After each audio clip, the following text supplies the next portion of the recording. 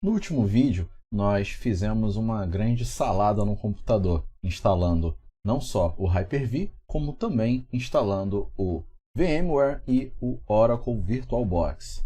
Hoje, nós vamos focar em como configurar e utilizar da melhor forma possível o Hyper-V da Microsoft. Eu sou o Jonatas e você está no canal JTech.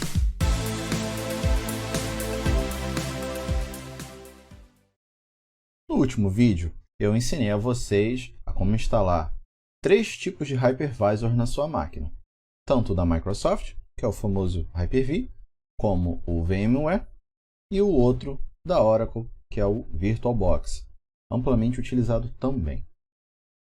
É nessa parte que vocês vão me xingar, porque geralmente a gente escolhe um tipo de hypervisor e a gente coloca, e a gente fez uma salada colocando vários na máquina. Mas calma, não me xinguem. É normal. A gente está homologando, a gente está testando. E é bacana que nós vamos pôr à prova questões de incompatibilidade que muitos pregam não fazer. Cuidado, pode dar problema. Vai ficar só uma baguncinha na máquina, mas é legal. Cortando aqui para o maquinário, um dos primeiros sintomas que a gente pega dessa desordem que foi implantada é aqui no gerenciador de tarefas. Tem um monte de adaptador de rede que foi criado.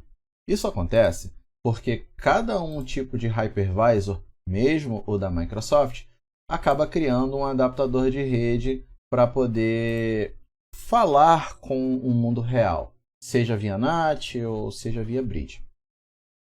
Então nós temos aqui pelo menos um adaptador criado para cada uma das tecnologias que nós implantamos, seja do VMware, seja do VirtualBox ou da própria Microsoft. Mas vamos deixar esses caras de lado nesse primeiro momento. A gente vai focar no Hyper-V e aí a gente vai fazer todo tipo de otimização que é legal para poder utilizar da melhor forma possível. Beleza? Eu coloquei um atalho na área de trabalho para poder facilitar a minha vida. Eu não quero toda hora ficar indo no menu iniciar e digitando para poder abrir a interface. Olhando aqui a interface, nós temos duas configurações bastante relevantes para poder observar. A primeira é a do Hyper-V em si, que configura toda a parte da engine. E a segunda é o gerenciador do comutador virtual, que vai fazer toda a parte do ajuste daquelas placas virtuais que vão falar com o mundo exterior ou entre as próprias máquinas virtuais ou também entre a máquina virtual e o host, a máquina pai. Beleza? Então, começando aqui pela parte do Hyper-V, nós temos algumas configurações interessantes.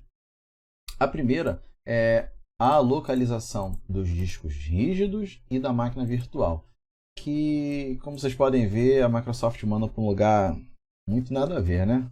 Lá para public, uma bagunça. Primeira regra, vamos organizar as pastas onde a gente vai salvar nossas máquinas virtuais. Dessa forma a gente vai garantir que nós vamos poder gerenciar de uma forma mais simples e a gente vai saber, caso haja um estouro de espaço de disco, onde é que está os ofensores. Vamos lá.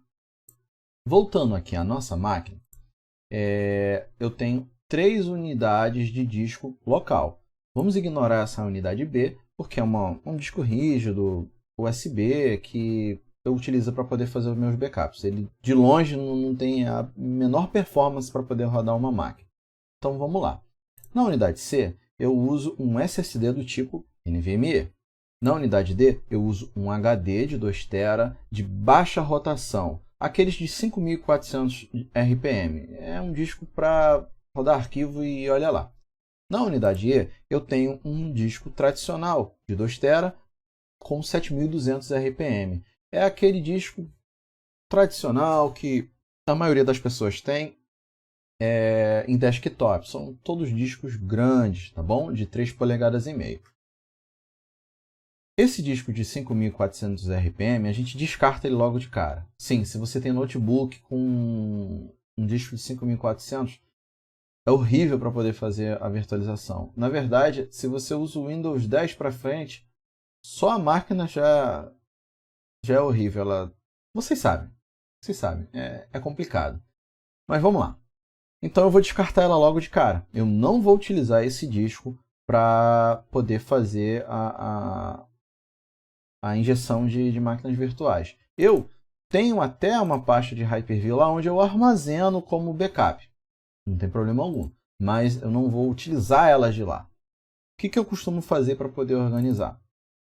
Nas unidades eletivas, as unidades que vão poder rodar tranquilamente, eu crio uma pasta chamada Hyper-V. Se eu estiver rodando o Hypervisor da Microsoft, eu vou criar uma do VirtualBox, se eu usar uma do VirtualBox, e uma do VMware, se eu usar do VMware.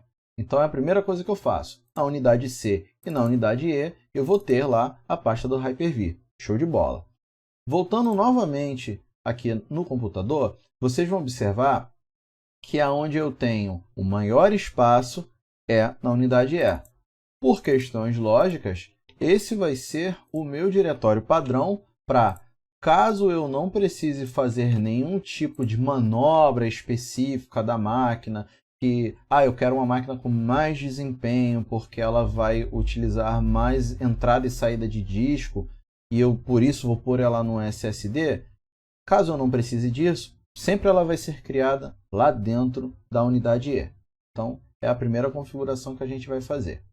O modo de sessão avançado, a gente vai falar um pouco mais à frente, que é a parte de você fazer uma conexão um pouco mais de camada de segurança do Windows. O restante a gente não vai mexer. Migração, eu não sei se funciona nessa versão do Windows Client, porque o Live Migration é uma função padrão de você trabalhar em servidores. Não sei se no Windows 11 a Microsoft trouxe isso para a versão cliente. Então eu não vou estar trabalhando com ela, vou estar descartando isso, não se preocupe. E aqui é só, eu coloco tudo dentro de uma pasta e as máquinas vão ser criadas em padrão por lá. Beleza. Vindo aqui para o computador virtual, ela cria por padrão uma rede chamada Default Switch. O que é essa rede default? Ela é uma rede em NAT, onde toda e qualquer máquina virtual que eu criar apontando para lá vai ter um IP virtual que vai passar pela máquina pai, né? Toda guest vai passar pela host e vai chegar ao mundo externo, à internet e assim sucessivamente. Ela é interessante se você quiser deixar a máquina com um tráfego mascarado, ou se na máquina pai você estiver usando uma VPN para conectar num cliente, ou você for fazer um acesso remoto para qualquer outro destino que você queira encabeçar com o teu IP da máquina host. Então é legal você usar o NAT. Caso você queira pôr um IP normal, publicado na rede, para que o teu roteador enxergue o MAC address da máquina, para que o teu DHCP server possa dar um IP para essa máquina e qualquer outro gadget da rede possa enxergar, nós vamos criar uma placa de rede do tipo Bridge. Possa ser que nesse momento a gente perca a conexão com a máquina, porque eu estou compartilhando ela via stream para a máquina que está fazendo a gravação. Aqui eu tenho uma máquina que eu estou conectado, compartilhando a tela com vocês, e aqui do lado eu tenho uma máquina que está gravando. Então, vamos fazer a criação dessa máquina. A gente vem aqui em novo computador virtual. Essa particular é um tipo de placa que vai falar apenas entre as guests, ela não consegue falar com o mundo externo. É legal se você for fazer uma criação de um router, um pfSense, por exemplo, aí o pfSense vai ter uma interface de rede que vai falar com o mundo lá fora e a LAN que vai ser criada, todas as máquinas vão ser interno. Nenhuma VM vai falar com o mundo externo, porém só a WAN da pfSense. Pô, isso é muito legal, a gente consegue fazer um isolamento de tráfego muito bacana. A interno é a mesma do Default Switch e a externa é a máquina, é a placa de rede do tipo Bridge, ok? Então, assim, outro ponto, galera. Se até o momento esse conteúdo está fazendo sentido para você, se está sendo legal, se está sendo agradável, se está agregando conhecimento, compartilha, curte, ajuda. É o segundo vídeo que eu estou fazendo. Eu tenho muito que aprender na área de edição, mas tudo que eu estou fazendo é com carinho.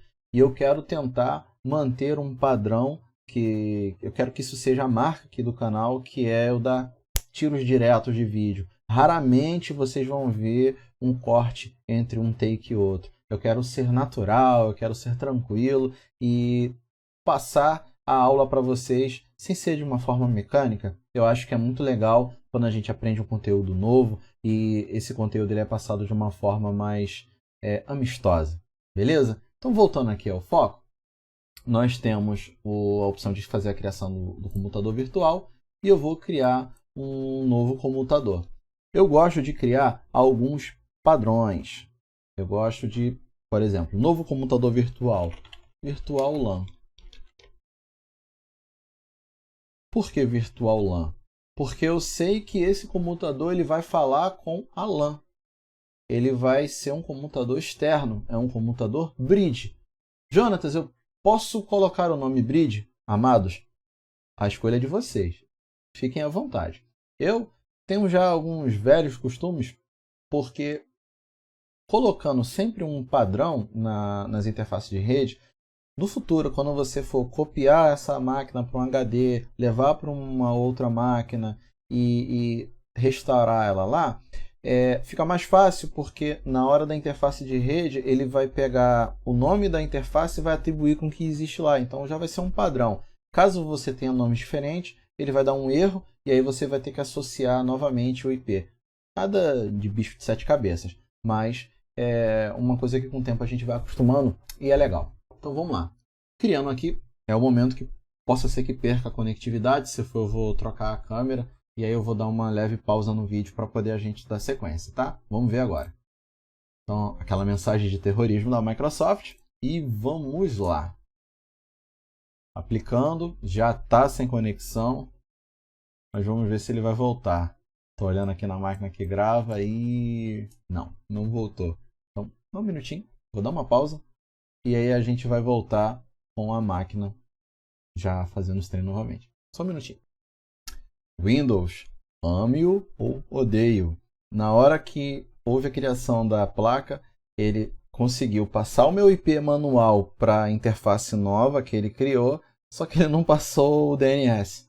A máquina ficou abobalhada, não conseguiu conversar com a outra que está fazendo o stream e por isso que eu perdi a conectividade. Isso não aconteceria se eu tivesse uma placa de captura gravando os frames direitinho.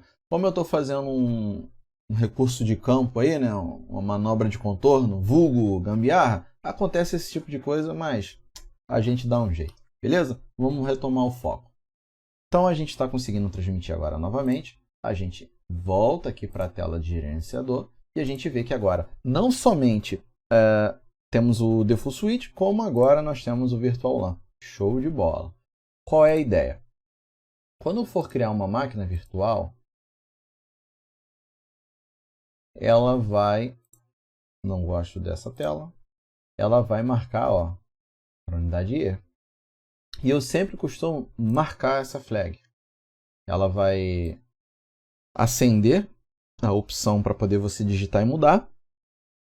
E o legal de você ter o padrão nas unidades é que eu posso chegar aqui, vai gravar lá no C, vai gravar lá no E. Muito legal. Por que, Jonatas, que você faz isso e não deixa? Dá problema? Não. Ele vai criar lá todas as VMs na pasta e os seus discos. Por que que eu marco essa flag? É uma outra dica que eu dou para vocês de otimização. Quando eu marco a flag e eu tenho um diretório, o Windows ele entende que é uma coisa customizada, porque é customizado, né? Você está fazendo uma modificação em um outro local diferente do padrão e ele vai concentrar todos os arquivos da máquina numa única pasta. Cara, isso para organização é o melhor. Então, se você criar o servidor SRV1, SRV2 e cada um deles você flegar, ele vai ter as pastinhas com cada um dos respectivos servidores e dentro delas você vai ter os arquivos de VM, de memória virtual, de disco virtual, snapshots e por aí vai. Então, isso é uma coisa que é muito legal. Então, eu vou criar aqui umas máquinas vazias, sem sistema operacional, só para poder a gente pegar um pouco do conceito. Então, aqui nós temos o teste 1. Melhor, teste 1 Windows. Né? Vamos fazer um template para o Windows. Template Windows.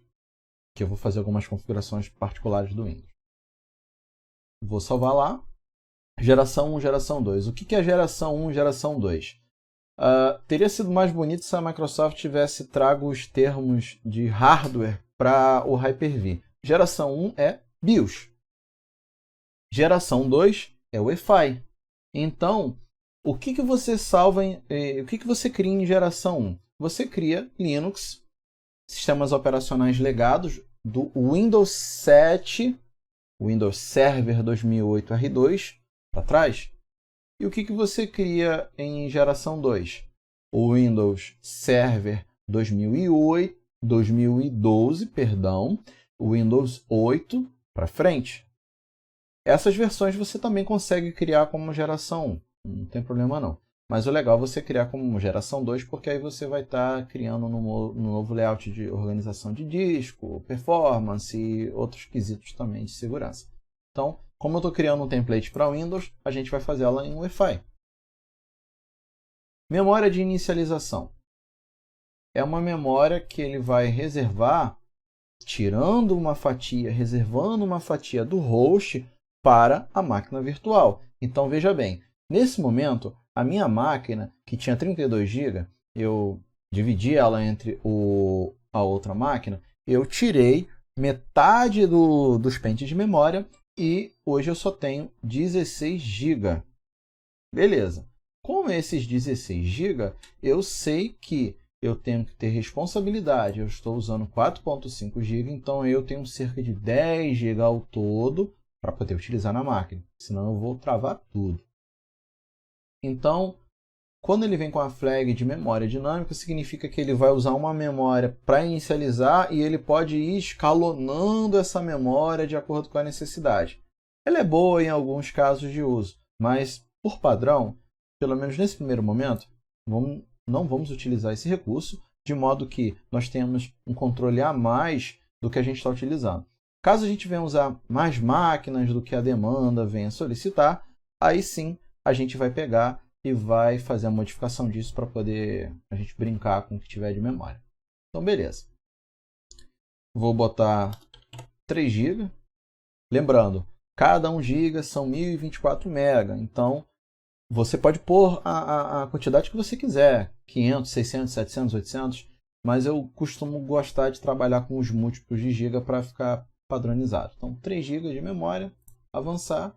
Aqui é a questão legal. Se eu colocar ela como default switch, ela vai estar falando em NAT.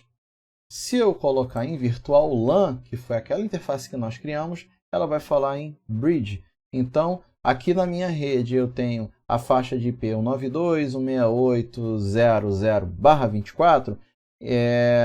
Ela vai receber um IP 192.168.00/24 dentro daquele espaço de endereçamento que o meu roteador tiver liberado para poder entregar IPs em DHCP. Legal? Então, vou criar ela como virtual LAN. Lá, como eu tinha falado para vocês, que eu tinha feito a flag, ele cria uma pastinha. Na pasta tem o nome da máquina, e dentro da máquina ela vai criando os diretórios. Sempre ele vai criar um padrão de 127 GB, eu vou pôr 60. A máquina que for criada, ele usa o nome .vhdx, que é a extensão do HD. O que eu costumo fazer? Esse vai ser o disco que a gente vai instalar o sistema operacional. Então, underline OS. Por quê? Quando eu for entrar lá na pasta, vamos supor que a gente vai ter vários discos para poder fazer várias unidades diferentes. Eu sei qual é o disco que está com o sistema operacional carregado. Então, entendam, são pequenos detalhes que fazem a organização. E uma boa organização vai favorecer num gerenciamento futuro. Ok? Então, beleza. Aqui a gente tem o template com o nome dela. E aí a gente faz a criação do sistema operacional agora ou mais tarde. Vamos marcar para criar mais tarde. Nós vamos voltar nela e fazer umas outras configurações de otimização para que aquela VM quando ela vier a funcionar, ela esteja aproveitando o melhor do hardware, sem comprometer a máquina host, que é a máquina que vai estar hospedando, e sem comprometer o desempenho dela para que ela consiga arrancar e fazer suas funções de uma forma bem tranquila. Então, a gente avança, ele te dá um sumário com a conclusão daquilo que foi feito e nós vamos concluir. Ela vai criar a máquina virtual, ela passa a ser listada aqui e ela vai fechar o assistente. Show de bola! Acabou a criação da máquina? Não, não acabou. Nós vamos voltar agora na configuração da máquina. Caso aqui tivesse várias outras e a gente fosse clicando, ele iria criar aqui no menu os submenus responsáveis das próprias máquinas. Se a gente seleciona aqui, ó, ele dá o do template Windows, que é a única máquina que nós temos. Nós vamos voltar aqui em configurações. E aqui é como se nós estivéssemos abrindo o hardware e mexendo nas peças. Só que, cara, de uma forma lógica, não é uma forma física. É muito legal essa sacada da gente trabalhar com virtualização. Vindo aqui para o meu gerenciador de tarefas mais uma vez, vamos dar uma olhada no hardware que eu tenho do servidor, né? o hardware do host para poder a gente trabalhar com ela. Então aqui eu tenho um Core i5 de 11ª geração, é um 6/12. São 6 cores, 12 threads. Eu tenho 16 GB de memória para trabalhar. Ok. Baseado nisso, o que eu vou fazer? Aqui é a quantidade de processadores virtuais. É aconselhável que o número máximo de processadores que a máquina tenha seja o número máximo de cores físicos que o processador do servidor tenha. Ou seja, aqui vocês vão ver que eu tenho 12 unidades computacionais de processamento, mas na verdade são 6. 6 delas são emuladas pelo meu processador. É o famoso Hyper-Thread. Então, o próprio Windows ele te diz que de núcleos nós temos 6 e de processadores lógicos nós temos 12. Eu quero uma máquina com bom desempenho. Vou pôr 6 threads. Porque esses 6 threads que ele vai utilizar vão estar inteiramente relacionados com os 6 núcleos que eu tenho. Dá para poder colocar até os 12? Dá, mas a gente tem que fazer isso com uma certa cautela para que essa máquina não acabe por vir a prejudicar o andamento e tirar o compasso de tudo, tá bom? Então a gente aplica, fizemos a primeira modificação. Memória nós temos os 3 GB. Caso a gente venha futuramente a aumentar, eu quero 4 GB, a gente vai aumentando. Ou eu quero que ela chegue até 4 GB, que ela comece com 512 MB e que ela possa flutuar até 4 GB. Lembra daquela questão da memória de inicialização, a memória dinâmica? Não era legal a gente ativar lá porque ele ia ter o mínimo ao infinito e além. E aí a gente pode comprometer a máquina toda, a gente não pode deixar ela correndo solto. Se você quiser utilizar a memória dinâmica, use dessa forma. Não marque ela na criação da VM e venha depois aqui e faça a configuração. Lá é a forma mais seca possível. A única coisa que a gente vai configurar lá legal é o nome da máquina, diretório de onde ele vai ser criado, nome do HD, enfim, são aqueles dados de criação. Aqui que a gente faz os ajustes mais bacanas. Mesmo o adaptador de rede, caso você tenha criado lá errado ou colocado nenhum, não tem problema. Aqui você faz a configuração. Uma vez que a máquina já esteja instalada, Windows, Linux, não interessa qual é o tipo de sistema operacional, eu quero desconectá-la da rede. Não conectado, aplicar. No sistema operacional que estiver rodando ela, ele vai aparecer que foi desconectado. Então é uma forma bem tranquila de você manipular isso. Se você quiser tirar ela da rede e jogar ela na rede interna para poder testá-la numa outra faixa de IP, você vai manipulando ela de acordo com os adaptadores de rede que você criou. É muito bacana, é muito legal. Essa liberdade de você mexer com hardwares que não existem. Não fisicamente, né? Porque você está usando frações do outro hardware. Então, beleza. Aqui a gente fez um teste com a memória dinâmica. Eu não quero, vou usar ela normal. E está pronta a máquina. Jonatas, vamos fazer agora a instalação do sistema operacional? Vamos, beleza. Volta aqui na configuração dela. Como eu não criei um apontamento de uma ISO, ele criou a VM sem um disco, sem uma unidade de CD. Então a gente vem aqui e vai adicionar um novo hardware. A gente adiciona uma nova controladora. E essa controladora, a gente seleciona o que vai amarrar nela. Eu estou criando portas SATA na máquina. Eu vou querer uma unidade de DVD. Show de bola. Você vindo aqui na unidade de DVD, você pode amarrar qual é o arquivo que você quer de ISO para poder salvar. Vamos escolher aqui um Windows Server, que é mais simples. Ou não, vamos pegar um Windows Client para poder simular a instalação de um Windows 10, que a galera tá mais acostumada. Ele vai fazer a modificação. E aí a gente vem aqui na parte do firmware. Isso aqui é aquela famosa tecla F12, o delete, aquele boot selector, onde a gente escolhe qual vai ser a primeira fonte de dados que a UEFI vai carregar na hora que for fazer o arranque do Windows. Eu quero que a primeira seja o disco de DVD. Eu quero que a segunda seja a unidade que o sistema operacional vai ser feito. Lembra que lá a gente tinha criado ela como geração 2? Então a gente sabe que ela é tudo dela é voltada para o Wi-Fi. Legal, né? Então beleza.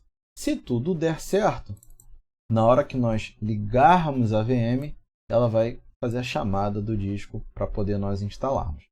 Então aqui nós temos a conexão ao terminal. É como se eu tivesse sentado aqui na máquina para poder a gente começar a manipular. E aqui é o dedão, onde a gente vai ligar o gabinete dela. Ela vai iniciar a máquina. E olha, pediu o disco. Pressionar uma tecla, demorei demais, deu ruim. Não, Ctrl Alt Del, Enter de novo e voilá, tá dando boot. Tem uma coisa que a máquina fez, que é um ponto de verificação automática. Então o que acontece? Ela faz a máquina temporária, você desliga a máquina, ela salva a máquina. É uma questão de segurança que eu não costumo fazer. Não gosto muito de instalar dessa forma, não. Porque ele vai usar muito o disco que você vai estar utilizando. Por quê?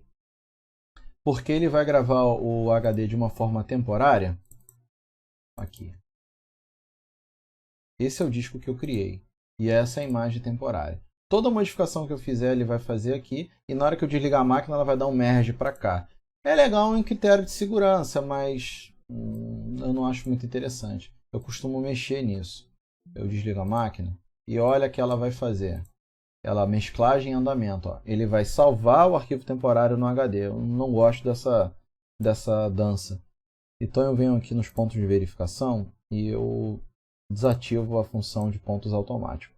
E aí toda vez que eu quiser criar um snapshot da máquina, eu vou lá e crio. É meu controle, não do próprio Windows. Então vamos voltar aqui ao terminal. Vamos iniciar ele mais uma vez. E agora eu vou botar. Beleza.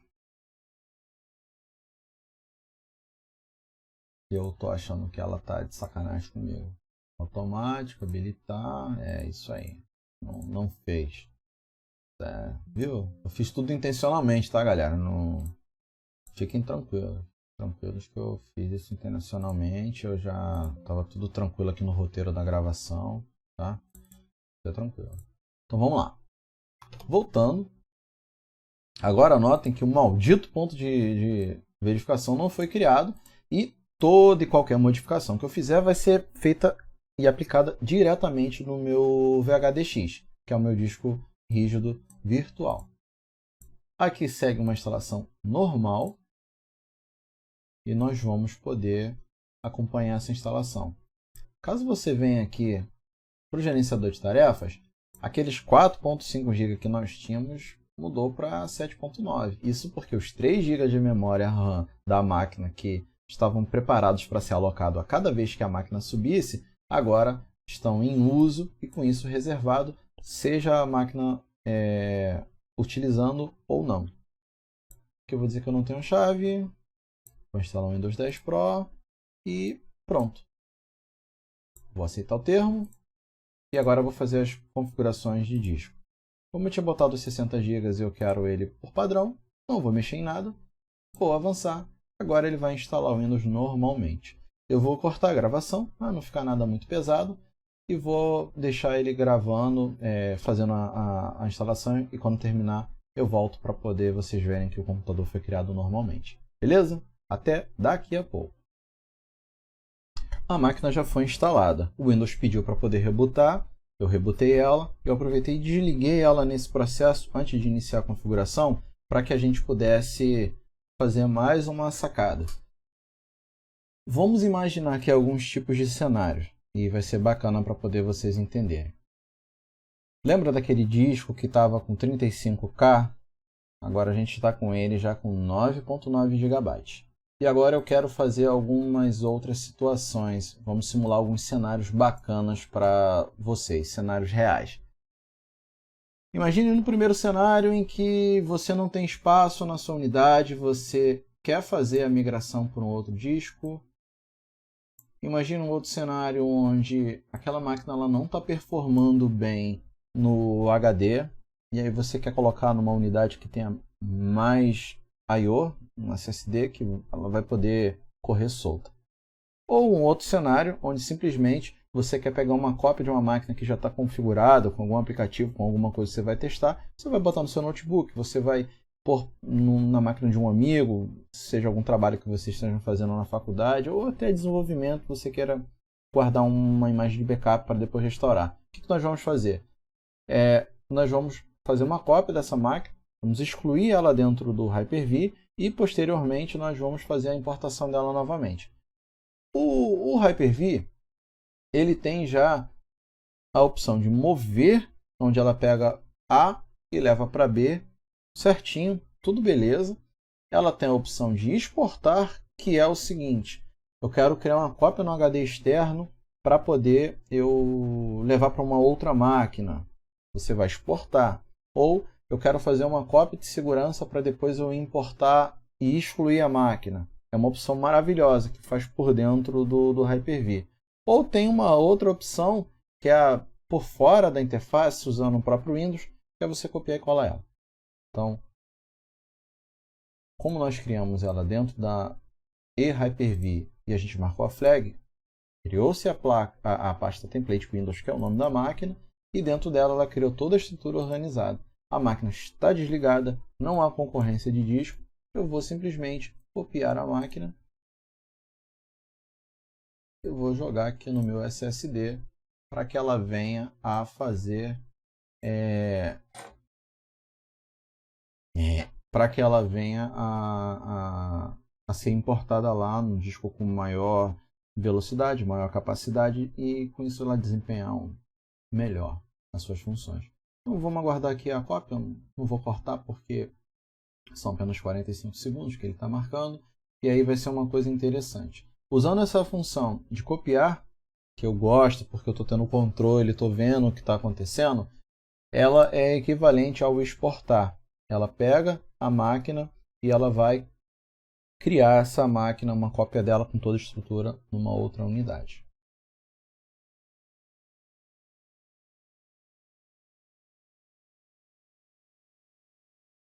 Então, beleza. Está terminando de fazer a cópia. E agora nós vamos fazer um terrorismo, que vai ser excluir a máquina. Com a máquina que está alocada para a unidade E já copiada na unidade C, a gente vai vir aqui simplesmente e vai excluir a máquina. A máquina já era. Não existe mais. Se você for na unidade E, ainda existe a estrutura, mas a Virtual Machine não mais, porque você fez a exclusão.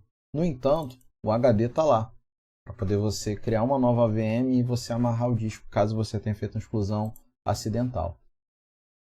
O que nós vamos fazer agora? Nós vamos fazer a importação dessa máquina.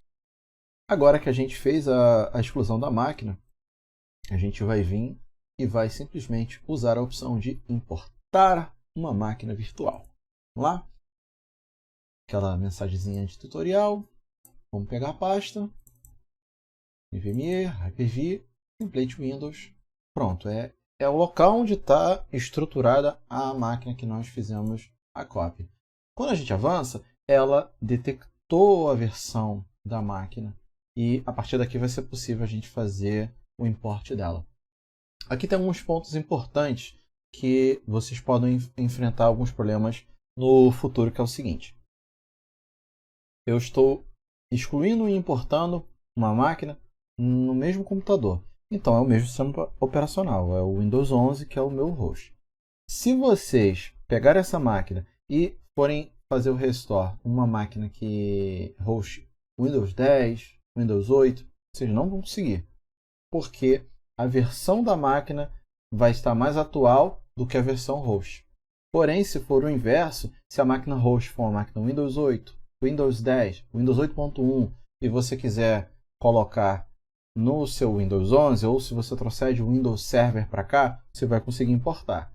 Num caso negativo onde você não consiga importar a máquina, o que você vai fazer? É o fim do mundo? Não, não é o fim do mundo. Você simplesmente vai criar uma VM sem o disco e você vai atachar o disco naquela VM. Você vai apontar o VHDX que você já tem e você vai colocar lá. Ela vai ligar configurando como se você tivesse... Vamos voltar para o mundo físico, o mundo real. Eu peguei um hardware, tenho dois computadores, um hardware antigo e um hardware novo. Eu tirei o meu HD, conectei no meu outro HD, ela vai ligar configurando, vai instalar os drivers, ela vai se comportar dessa forma. Então aqui nós vamos continuar a importação. Eu vou registrar em loco, quer dizer, no local, utilizando os mesmos arquivos. Né? Aqui é avançar, template, registrar em loco e pronto, concluir. Caso essa máquina tivesse sido importada numa máquina diferente, com computador virtual tivesse com outro nome, ele ia dar um erro dizendo que não foi encontrado e ia pedir para você associar uma outra máquina. Então agora a gente dando continuidade, eu vou cortar aqui para a tela da máquina e ele vai voltar na tela onde estava fazendo a configuração. Precisei fazer uma pausa no meio do vídeo porque eu tinha esquecido da garrafa d'água.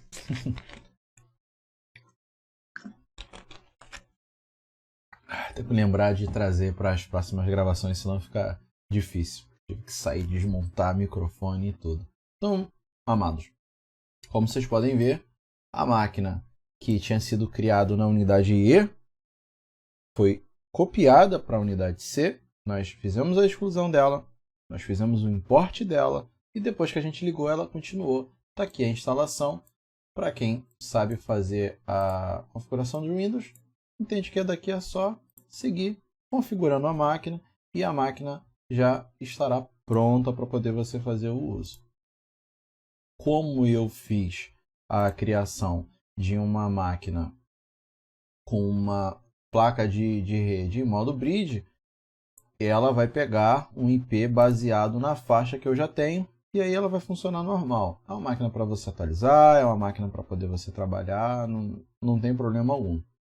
Não vejo motivo para poder eu mostrar como que vai ser a configuração dela, porque aí a gente fugiria totalmente do escopo, porque o objetivo é a gente focar no Hyper-V, e com isso nós aprendemos a instalar o sistema, que foi no vídeo anterior, a otimizar o uso da máquina, criar uma VM, configurar a VM de acordo com o seu hardware, fazer uma cópia da VM, excluir a máquina, importar a VM novamente e seguir com o uso dela. Espero que você tenha assistido até aqui e tenha gostado. Caso você tenha gostado, por favor, curta, compartilhe, mostre e divulgue esse vídeo com quem precisa aprender. É muito importante, porque o meu objetivo é disseminar conteúdo. É muito legal a gente poder ajudar com o que a gente conhece. E o pouco que eu sei, eu quero compartilhar com você. Um abraço, muito obrigado e até a próxima. Fiquem com Deus.